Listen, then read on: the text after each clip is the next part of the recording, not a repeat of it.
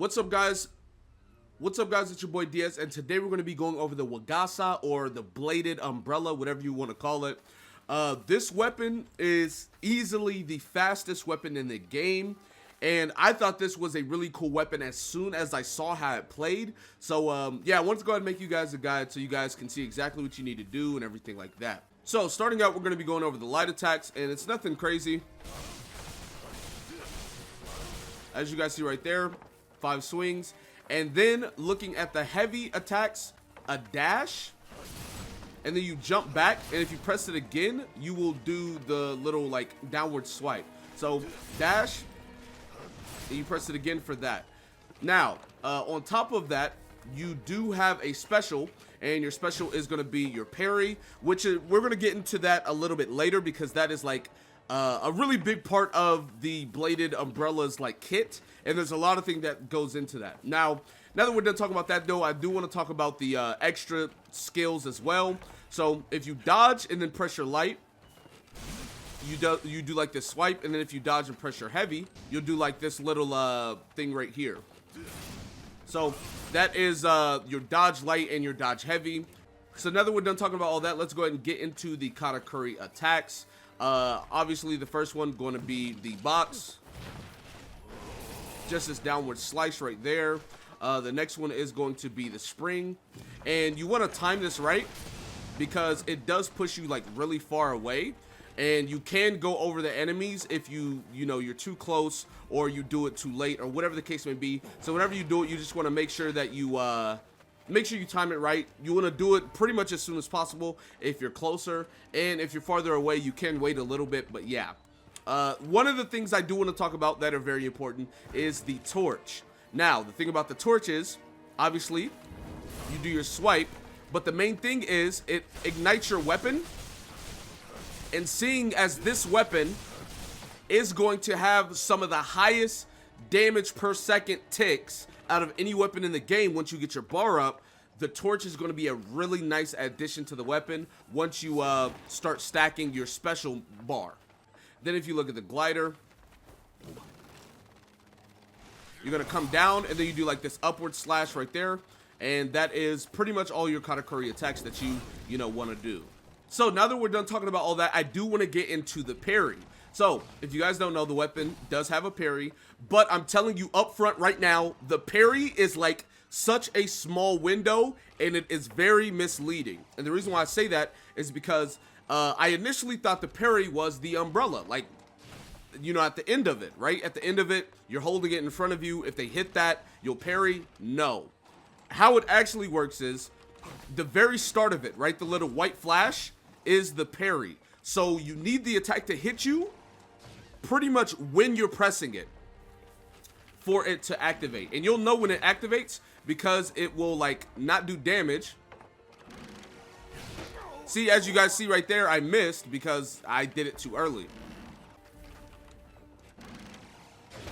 As you guys see right there, I did it as soon as it hit me, and I ended up parrying. So if you're going to be using this weapon, you do have to get the parry timing down, and it is very unforgiving, so just keep note of that.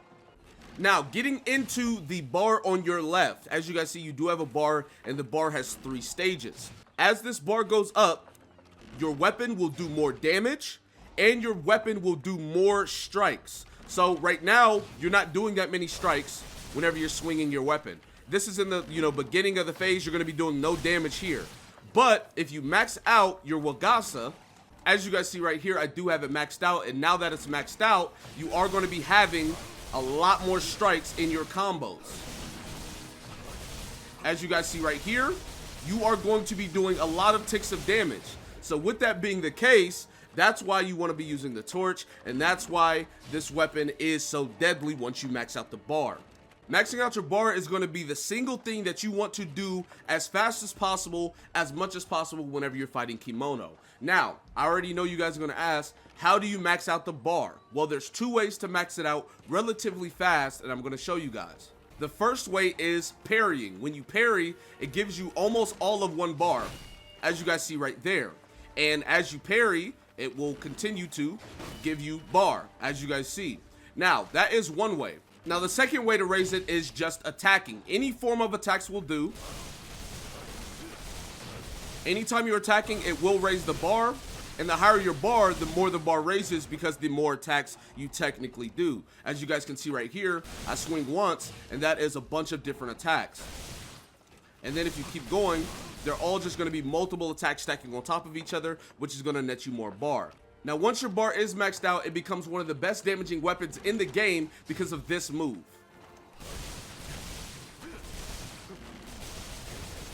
You throw the umbrella into the enemy and it's going to start tearing them to shreds. So you want to make sure you guys get there as fast as possible.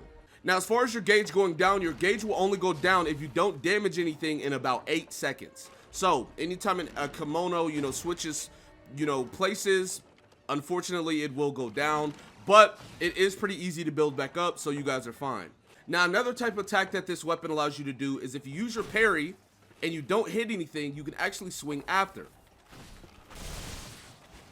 And that is going to allow you to do another type of move. The same thing goes for the heavy. So if you press parry and then heavy, you do like this dashing attack. And if you press it again, you'll do that. So if you guys don't land your parry, you're actually able to do other moves. So there is that as well.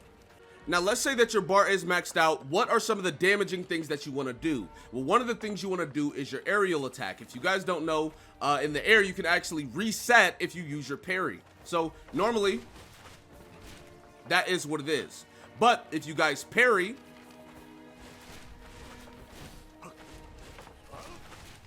you guys can just keep doing this in the air. And you're basically flying. Now, obviously, you can only do this for as long as you have stamina. So if you don't have stamina, you won't be able to keep doing this.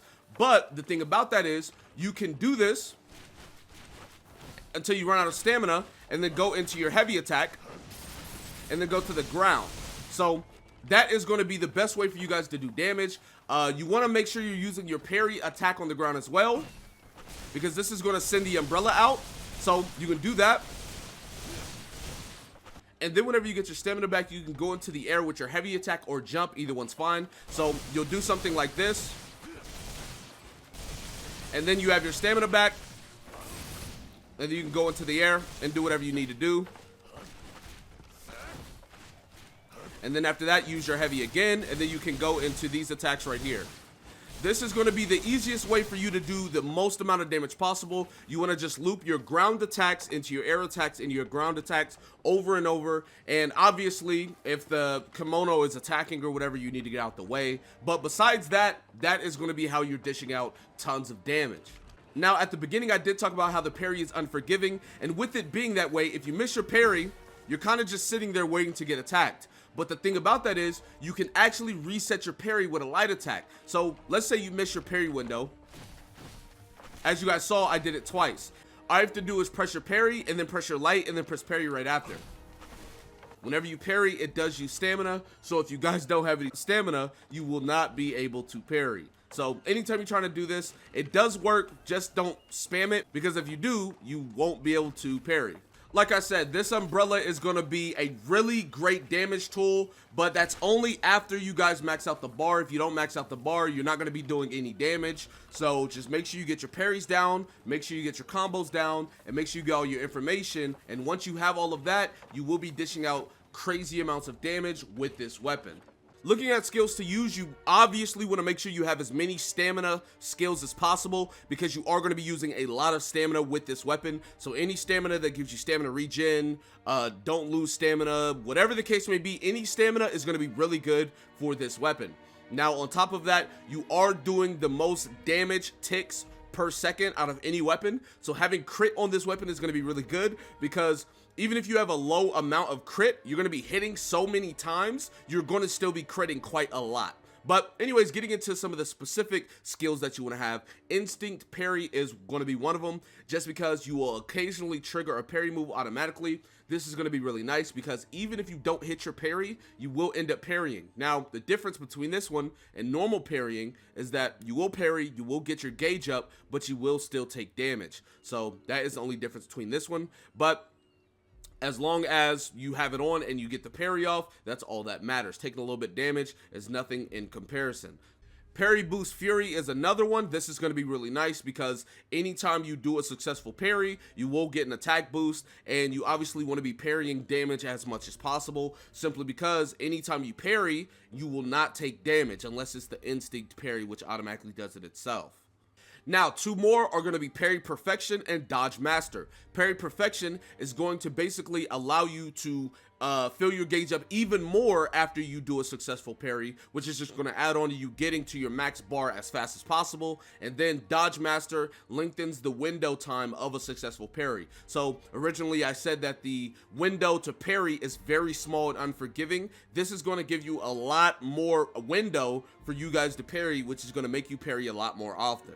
Sublime Dance is another one because this one gives you more time before your gauge goes down. So instead of it being about 8 seconds, it's going to be a lot longer depending on which percentage you have. This one at 50% is going to make your 8-second window go to a 12-second window, which is going to just give you a lot more time to do whatever you need to do. And the last one I want to talk about is Heavenly Dance, which is going to make your spin dance gauge fill more readily. So this is going to also allow you to boost your gauge faster so you guys can get to your max gauge. Now, obviously, there are a ton of these that you guys can choose from. Choose whatever fits your playstyle or whatever you want to do. It's completely up to you. So anyway, that's going to be it for this video. Be sure to give it a like, subscribe to the channel if you're new. Comment down below. Tell me what you guys think in the comment section. With that being said, I will see you guys next time. Peace.